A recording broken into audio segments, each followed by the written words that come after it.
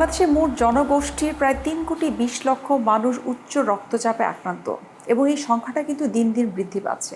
আজ আমরা উচ্চ রক্তচাপ কেন এত বেশি হচ্ছে মানুষের মধ্যে সেই বিষয়গুলো নিয়ে কিন্তু আজ বিস্তারিত আমরা আলোচনা করার চেষ্টা করব।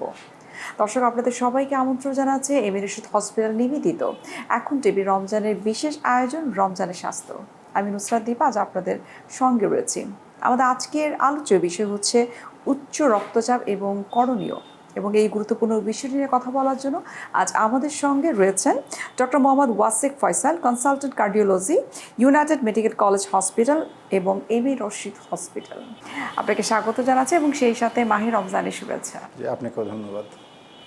যেটি প্রথমেই বলছিলাম যে আমাদের মোট জনগোষ্ঠীর প্রায় ৩,২০,০০,০০০ মানুষ উচ্চ রক্তচাপজনিত সমস্যায় ভুগছে এবং এই সংখ্যাটা কিন্তু প্রতি বছর কিন্তু বৃদ্ধি পাচ্ছে। আপনার কাছে কি মনে হয় যে এই হাইপারটেনশন বা উচ্চ রক্তচাপ কেন আসলে বৃদ্ধি পাচ্ছে? আসলে উচ্চ রক্তচাপ এটা শুধু বাংলাদেশে না, এটা একটা গ্লোবাল একটা প্রবলেম। আমরা যদি আমাদের বর্তমান বাংলাদেশে প্রায় যত পেশেন্ট পাই তাই 20% রোগী উচ্চ রক্তচাপে কিন্তু আক্রান্ত। আমি যদি অ্যাভারেজে বলি, প্রায় প্রতি 3 জন পেশেন্টের মধ্যে একজন আমরা উচ্চ রক্তচাপে আক্রান্ত বা হাইপারটেনসিভ পেশেন্ট পাই এবং প্রতি 4 জনের একজন আমরা কিন্তু প্রি হাইপারটেনসিভ স্টেজে পাই। তো আসলে উচ্চ রক্তচাপ বা হাইপারটেনশন যেটাই বলেন, এটার জন্য কিছু রিস্ক ফ্যাক্টর বলি আমরা। কিছু আছে রিভার্সেবল বা প্রতিরোধযোগ্য রিস্ক ফ্যাক্টর, আর কিছু আছে ইরিভার্সেবল। ইরিভার্সেবলের মধ্যে যেমন প্রথমে যেটা ইম্পর্টেন্ট সেটা হচ্ছে ফ্যামিলি হিস্ট্রি। যেমন কারো যদি পারিবারিকভাবে যদি উচ্চ রক্তচাপের যদি কোনো হিস্ট্রি থাকে, তো পরিবারের অন্য সদস্যদের উচ্চ রক্তচাপ হওয়ার সম্ভাবনা আরও বেড়ে যায়। 2 নম্বর হচ্ছে যারা কিছু ভৌগোলিক কারণ থাকে, যেমন আমাদের বাংলাদেশ বা আমাদের সাবকন্টিনেন্টের লোকদের কিন্তু এমনিতে একটু উচ্চ রক্তচাপের কিন্তু প্রবণতা বেশি।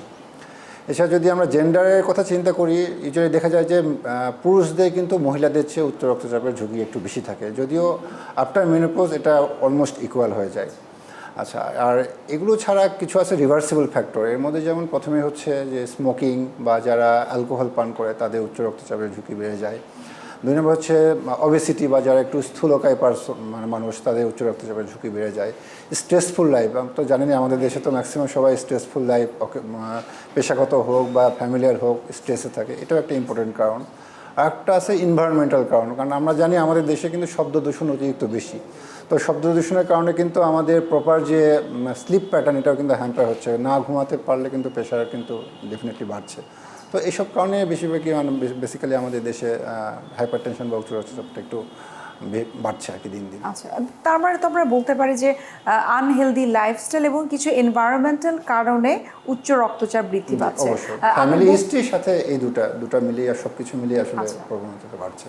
আচ্ছা, যেমনটা আপনি বলছিলেন যে হাইপারটেনশন হচ্ছে বংশগত একটা রোগ। অনেকের ক্ষেত্রে আমরা দেখেছি যে যাদের বয়স 25, 30 বা 35 বছরের বয়স, তাদের মধ্যে হয়তো হাইপারটেনশন দেখা গেল এবং তারা সবসময় বলে থাকে যে আমার তো এটা হবেই, সেটা আমি জানি, কারণ আমার বাবার আছে, মায়ের আছে। সেক্ষেত্রে তাদের প্রতি আপনার পরামর্শ কী? তারা আসলে কীভাবে নিজেদের লাইফস্টাইলটাকে সুশৃঙ্খলভাবে যদি লিড করতে পারে তাহলে তারা সুস্থ থাকতে পারবে?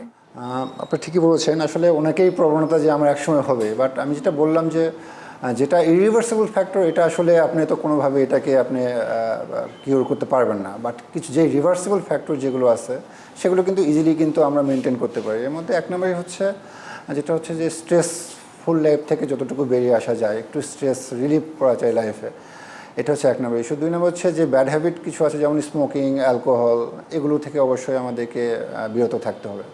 ডায়েটারি অ্যাপ্রোচ, প্রপার একটা ডায়েটারি অ্যাপ্রোচ আমাদের মেনটেন করতে হবে। আমরা যেটাকে বলি ড্যাশ ডায়েট বা dietary approach to stop hypertension. এর মধ্যে মনে করেন যে শাকসবজি, ফলমূল বা ননিযুক্ত দুধ, এগুলো বেশি খেতে হবে। স্যাচুরেটেড ফ্যাট থাকে যেগুলোতে, যেমন রেড মিট, যেগুলো গরু, খাসি, হাঁসের মাংস, এগুলো পরিহার করতে হবে। ট্রান্সফ্যাট থাকে যেসব খাবারে, যেমন তেলে ভাজা খাবার, ডুবা তেলে ভাজে এরকম খাবার, যেমন আমরা রমজান মাসে বেশিরভাগ মানুষই দেখা যায় পেঁয়াজু, বেগুনি এগুলো খাচ্ছি। তো এগুলোতে কিন্তু ট্রান্সফ্যাট থাকে, যেটা স্যাচুরেটেড ফ্যাটের চেয়েও খারাপ। তো এগুলো কিন্তু হাইপারটেনশনটাকে বেশি ত্বরান্বিত করে। সুতরাং আমাদের এই ডায়েটটাকে মেনটেন করতে হবে। এক্সারসাইজ একটা খুবই ইম্পর্টেন্ট ফ্যাক্টর। প্রতিদিন এমন বলা আছে যে একটা মানুষ যদি সপ্তাহে 90 থেকে 140 মিনিট পর্যন্ত প্রপার এক্সারসাইজ করে, যেমন হাঁটাহাঁটি হতে পারে, সাইক্লিং হতে পারে, সুইমিং হতে পারে, এগুলো যদি করতে পারে 11 মিলিমিটার মার্কারি পর্যন্ত প্রেশার কিন্তু কমায় রাখা যায়। তবে যেটা ডায়েটের কথা বললাম, ডায়েটারি মডিফিকেশন যদি একটা মানুষ প্রপারলি করে, দেখা যায় যে প্রায় 10 থেকে 11 মিলিমিটার মার্কারি পর্যন্ত কিন্তু প্রেশার কমানো যায়। স্মোকিং যদি কেউ বন্ধ করে 5 মিলিমিটার মার্কারি পর্যন্ত প্রেশার কিন্তু কমানো যায়। পটাশিয়ামযুক্ত খাবার যেমন ডাবের পানি, এক্সেপ্ট যাদের কিডনি ডিজিজ আছে তাদেরকে আমরা পটাশিয়ামযুক্ত খাবার আমরা অ্যাভয়েড করতে বলি, বাট কিডনির সমস্যা না থাকে এরকম মানুষ যদি পটাশিয়ামযুক্ত খাবার, ডাবের পানি বা কলা এই টাইপের খাবার খেলে কিন্তু 4 মিলিমিটার মার্কারি পর্যন্ত প্রেশার কমানো যায়। সুতরাং বুঝতে পারছেন যে প্রপার লাইফস্টাইল প্লাস খাবার দাবারের মাধ্যমে কিন্তু ইজিলি কিন্তু প্রেশারটাকে কন্ট্রোলে রাখা যায়। আমরা তো বিভিন্ন গবেষণায় দেখেছি এবং আমরা বিভিন্ন হসপিটালেও দেখেছি নিজেদের পরিবারের সদস্য এমন অনেকেই আছেন যে যাদের হাইপারটেনশনটা আনকন্ট্রোল থাকে এবং সেটাকে তারা খুব একটা গুরুত্ব দেন না, রেগুলার বেসিসে ডাক্তারের প্রেসক্রাইবকৃত যে মেডিসিন সেটাও তারা গ্রহণ করছেন না। তো তাদের ক্ষেত্রে ভবিষ্যতে কী ধরনের জটিলতা তৈরি হতে পারে? আসলে হাইপারটেনশনটা কিন্তু আমরা নীরব ঘাতক বলি। এটা কিন্তু আসলে ইনিশিয়াল লেভেলে কিন্তু তেমন কোনো সাইন সিমটম পেশেন্টকে শো করে না, পেশেন্টে ফিল করে না। কিছু কিছু পেশেন্ট দেখা যায় শুধুমাত্র একটু হয়তো বা হেডেক, একটু নেক ডিসকমফোর্ট অথবা একটু বুক ধরফরে এরকম কমপ্লেন হয়। ম্যাক্সিমাম পেশেন্ট যেটা আপনি বললেন যে অবহেলার কারণে ওষুধটা ডিলে করছে বা প্রপারলি খাচ্ছে না, এটা আসলে হাইপারটেনসিভ রিলেটেড কমপ্লিকেশন যেগুলো এগুলো নিয়ে প্রেজেন্ট করে। যেমন এক নম্বর হচ্ছে ব্রেন স্ট্রোক বা মস্তিষ্কের রক্তক্ষরণ, এগুলো ঝুঁকি কিন্তু বেড়ে যায়। হার্টের মাংসপেশিগুলো বৃদ্ধি পেয়ে যেটাকে আমরা হাইপারট্রফি বলি, কনসেন্ট্রিক হাইপারট্রফি ডেভেলপ করে, হার্ট ফেইলরের সম্ভাবনা বেড়ে যায়। আমাদের যে পালস আছে, পালসের গতির তারতম্য ঘটে। অনেকে কিডনি রোগ নিয়ে প্রেজেন্ট করে, হাইপারটেনসিভ নেফ্রোপ্যাথি যেটাকে বলি। অনেকে ভীষণ প্রবলেম নিয়ে প্রেজেন্ট করে, যেটাকে হাইপারটেনসিভ রেটিনোপ্যাথি বলি। এগুলো কিন্তু আসলে অ্যাডভান্স স্টেজ নিয়ে কিন্তু এই পেশেন্টগুলো প্রেজেন্ট করে। তখন আলটিমেটলি হয় কি, প্রেশারটাও কন্ট্রোল করতে হয়, সাথে অ্যাসোসিয়েটেড যে কমপ্লিকেশান এগুলোও কিন্তু আমাদের ট্রিটমেন্ট করতে হয়। সুতরাং মানে আরও খারাপ হয় পেশেন্টের পজিশনটা। এটা যদি প্রথমেই যদি সে নিয়মিত ওষুধ ঠিকমতো খেত বা প্রপারলি ডক্টরের কাছে যে যদি ডক্টরের পরামর্শক্রমে চলতো, তাহলে হয়তো এই কমপ্লিকেশান থেকে মুক্তি পেতে পারত। আমরা কিন্তু ইদানিং দেখেছি যে ইয়াং পিপল যারা রয়েছে তাদের মধ্যে কিন্তু স্ট্রোক হওয়ার সম্ভাবনাটা অনেক বেশি এখন দেখা যাচ্ছে এবং তার পেছনে কিন্তু ধারণা করা হচ্ছে যে হাইপারটেনশন, সেটা আসলে কেন হচ্ছে এবং কিভাবে তারা কন্ট্রোলে নিয়ে আসতে পারেন তাদের উচ্চ রক্তচাপটা, সেই বিষয়টি আরেকটু আমরা বিস্তারিত আপনার কাছ থেকে জানার চেষ্টা করব। একটা বিরতির সময় হয়ে গেছে, আমরা বিরতি নিচ্ছি।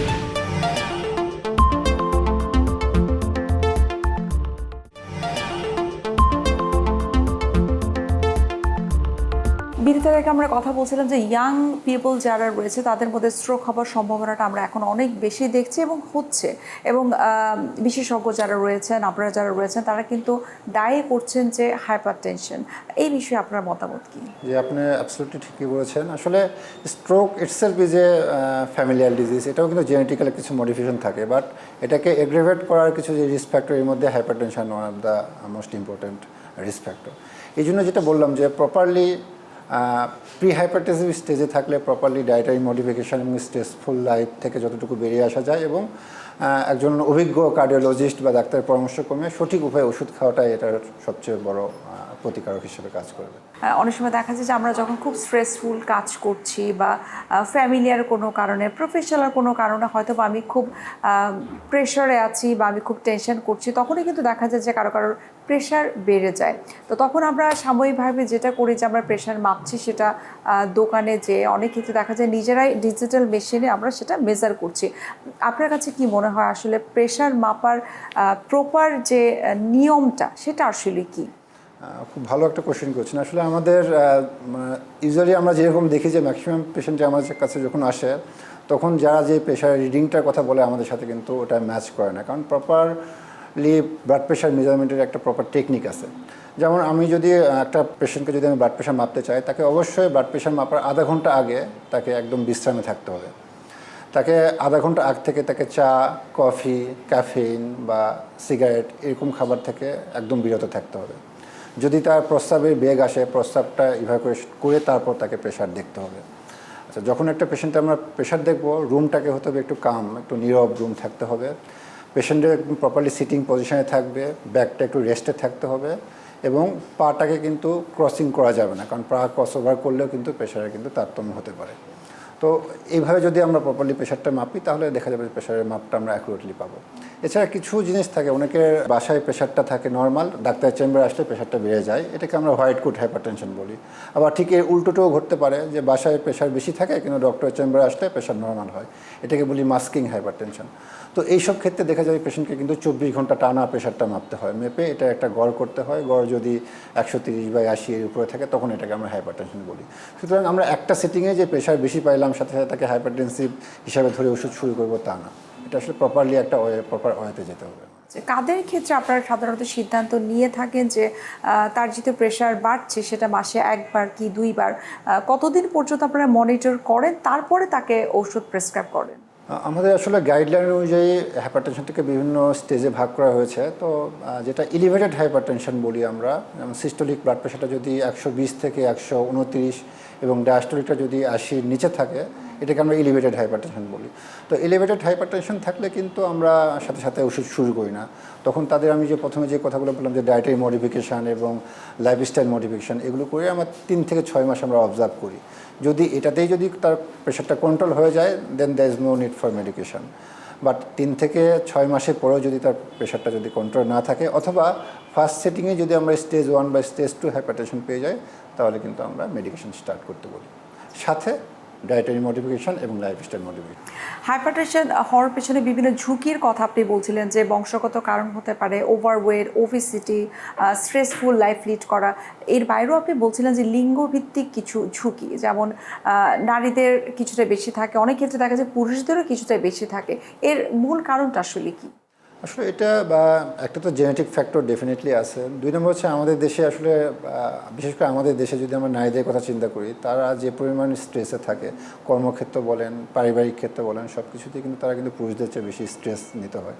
এবং আমাদের দেশের যে প্রচলিত যে ডায়েটারি যে প্যাটার্নগুলো আছে এই প্যাটার্নগুলোর কারণে বেশিরভাগ আসলে এটা বাড়ছে।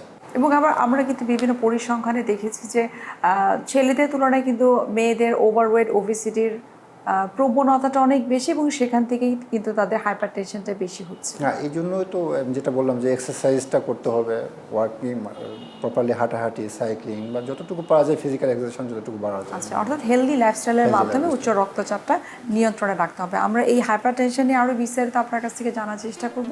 আরও একটা বিরতির সময় হয়ে গেছে, আমরা বিরতি নিচ্ছি।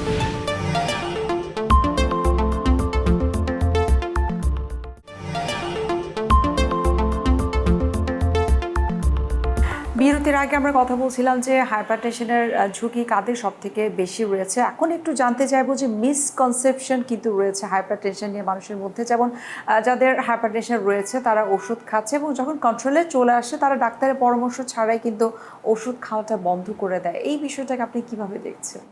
এটা তো অবশ্যই তাদের হাইপারটেনসিভ রিলেটেড কমপ্লিকেশনের ঝুঁকিটা বাড়াবে। আসলে হাইপারটেনশন বলেন বা ডায়াবেটিস বলেন এই রোগগুলো কিন্তু ইউজুয়ালি লাইফ লং মেডিকেশনে চলতে হয়। সুতরাং ডাক্তারের পরামর্শ ছাড়া আসলে ওষুধ বন্ধ করলে তার হাইপারটেনসিভ রিলেটেড কমপ্লিকেশনগুলোর ঝুঁকি আরও বেড়ে যাবে এবং আসলে এটা ডাক্তার পরামর্শ অনুযায়ী খাওয়া উচিত। যদি ডক্টর মনে করে যে তার ওষুধের ডোজ ধীরে ধীরে কমাতে হবে দেন ওকে, আর না হলে অ্যাকর্ডিং টু ডক্টরস প্রেসক্রিপশন। আচ্ছা, আপনি তো এমএস হসপিটালে একজন কার্ডিওলজিস্ট হিসেবে কাজ করছেন, নিশ্চয়ই আপনার কাছে এমন অনেক পেশেন্টরা আসে যাদের হাইপারটেনশন রয়েছে কিন্তু তিনি ওষুধ খেতে চাচ্ছেন না। এক্ষেত্রে বিকল্প হিসেবে আপনারা কী ধরনের সাজেশন দিয়ে থাকেন ট্রিটমেন্টের জন্য? আসলে যদি তার মেডিকেশন বা ওষুধের প্রয়োজন হয় এর কোনো বিকল্প নাই, তাকে ওষুধ খেতেই হবে। আচ্ছা, খেতেই হবে যদি তার ইন্ডিকেশন থাকে প্রপার মেডিকেশনের।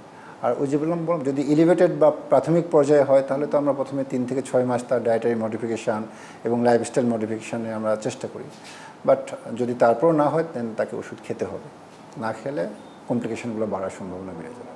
আমাদের দেশে কিছু প্রচলিত কুসংস্কার আমরা বলতে পারি বা মিসকনসেপশন বলতে পারি, যেমন হাইপারটেনশন রোগীদেরকে সাধারণত ডাক্তাররা বা আপনারা পরামর্শ দিয়ে থাকেন যে লবণ কম পরিমাণে খেতে হবে। অনেক ক্ষেত্রে অনেকে যেটা করে যে একেবারে লবণ খাওয়া বাদ দিয়ে দেয়, আবার অনেকে দেখা যায় অতিরিক্ত সচেতনতার দিক থেকে তারা বাংলাদেশে যে আয়োডিনযুক্ত লবণ পাওয়া যায় সেটার পরিবর্তে তারা যারা সলভেন্ট তারা পিঙ্ক সল্ট খাচ্ছে, তারা সি সল্ট খাচ্ছে। এই সল্টের বিষয়ে আপনার আসলে মতামত কী?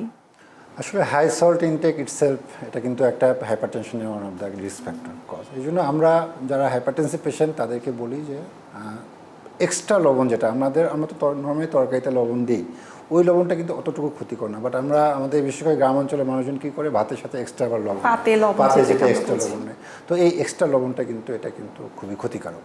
তো আমরা বলি যে পাতে এক্সট্রা লবণটা অ্যাভয়েড করার জন্য। আর এটা কিন্তু খুবই ইফেক্টিভ, কারণ মানে আমাদের যেটা গবেষণায় দেখা গেছে যে একটা মানুষ যদি 1 গ্রাম লবণ যদি কমাতে পারে, তার প্রেশার কিন্তু অলমোস্ট 5 মিলিমিটার মার্কের পর্যন্ত কমানো সম্ভব। এই জন্য লবণটা যতটুকু সম্ভব অ্যাভয়েড করা বেটার।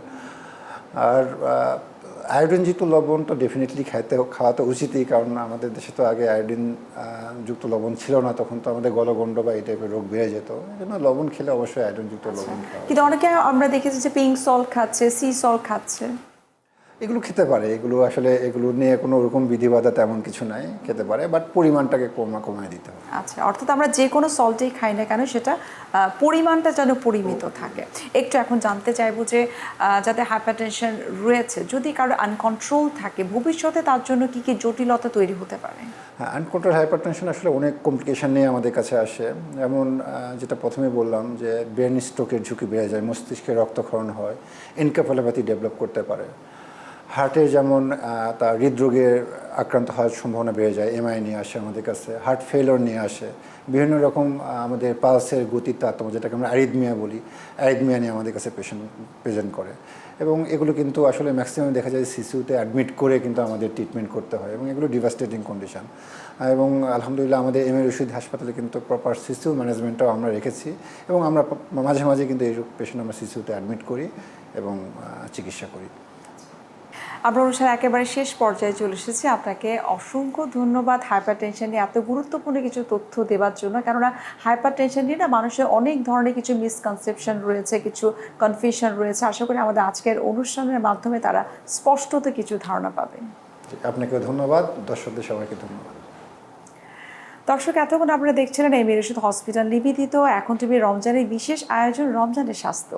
আজ আমরা এখানে শেষ করছি। দেখা হবে আবার আপনাদের সঙ্গে। সে পর্যন্ত আপনারা সবাই ভালো থাকুন, সুস্থ থাকুন। আল্লাহ হাফেজ।